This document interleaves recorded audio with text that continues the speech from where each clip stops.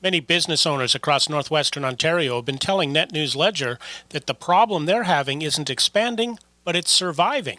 So we talked to Fednor Minister Melanie Joly, who tells us that a new program for Fednor might just be what a lot of the small mom and pop and mid-sized businesses need. Here's the story.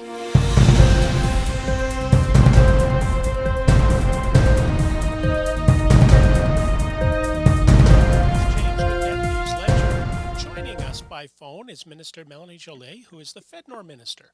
Fednor is the Government of Canada's economic development organization for Northern Ontario. Minister, welcome to Net News Ledger. Thank you, James. It's a pleasure, and thank you for doing what you're doing. Well, it's been extremely busy. One thing that there is no shortage of right now with COVID-19 are people looking to find out what's going on. Yeah, and that's why journalism is so important. Now, right now for Fednor, through the programs that Fednor develops, they've created the Regional Relief and Recovery Fund. And I'd like you to tell our readers and viewers a little bit about that. What does that fund do and how do they get involved?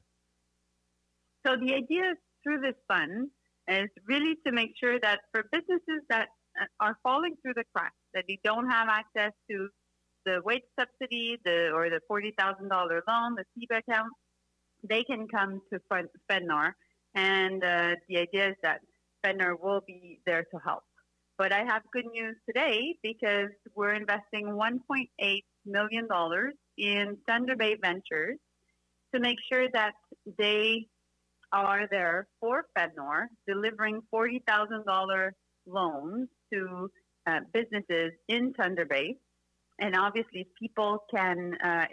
people are able to reimburse their loans, well, then they can make sure that they keep $10,000. So it's good for business owners, and it's really for small business owners, particularly sole proprietors that were not necessarily able to access funds through the banks right now. That program Wyatt over at Thunder Bay Ventures shared with us this morning, and we did a story. Applying for this, what Wyatt from Thunder Bay Ventures said is that they've made it a lot easier for business owners to apply.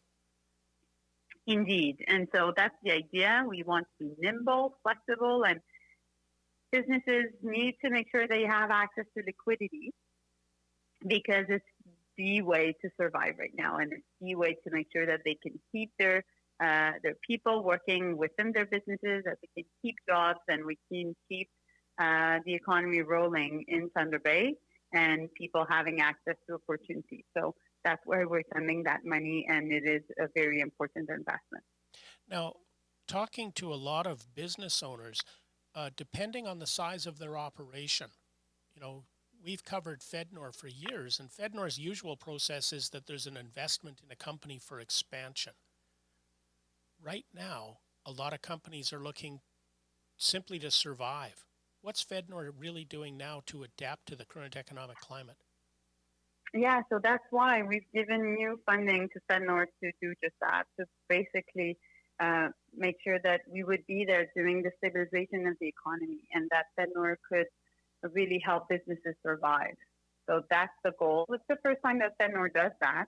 It is sometimes to replace the role that banks or credit unions are usually doing, but are not necessarily always as nimble as Fednor, are not willing to take as many risks.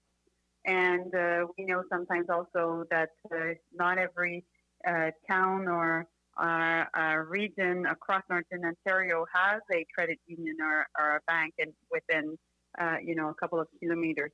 So that's why we wanted to work with Fednor and make sure we would be doing this investment because we don't want the pandemic and the economic crisis hit even more in Thunder Bay or across the northern region of Ontario. So that's the idea.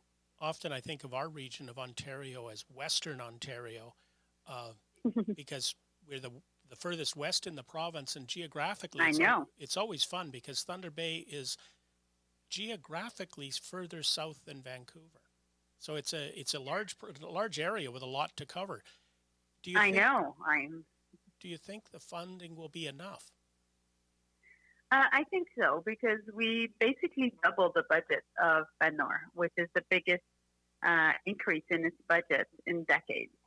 And I think that Minister Haidu was pleased with the new investments, and she's been talking to me about how much Fednor is key for Thunder Bay, and that's why we wanted to go ahead with these investments because we knew they would be impactful.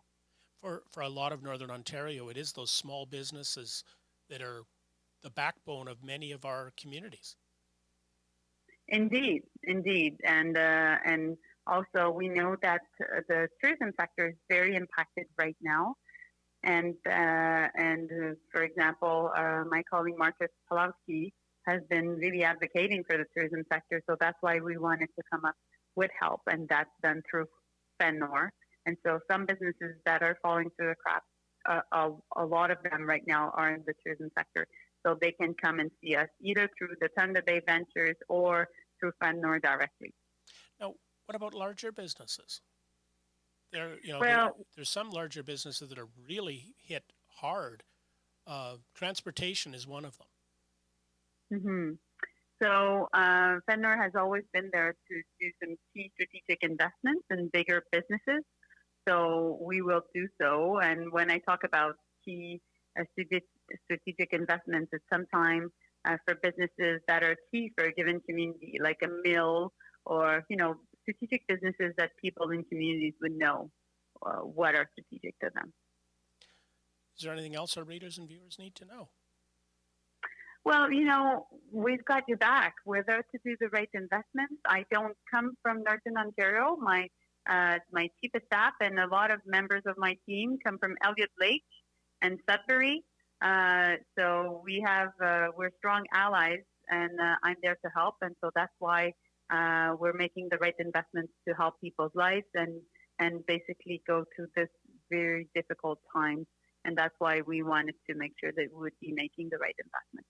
Minister, I want to thank you for the time and have a safe weekend. And as we always say up here in Northwestern Ontario, to stay safe and stay tuned.